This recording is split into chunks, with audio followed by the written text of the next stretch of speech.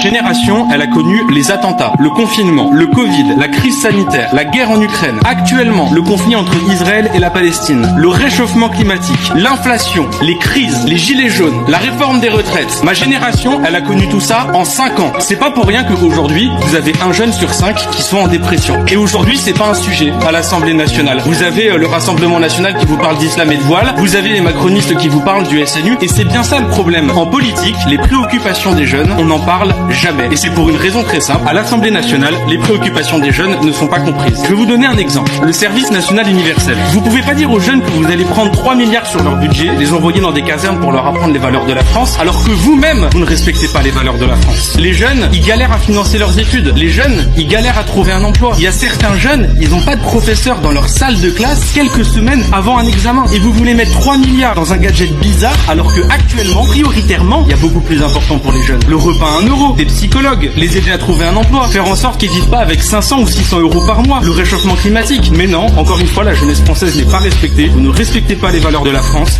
Vous mettez tout cet argent dans un SNU qui nous coûte cher et vous ne comprenez pas que ce soit ressenti comme une injustice par la jeunesse.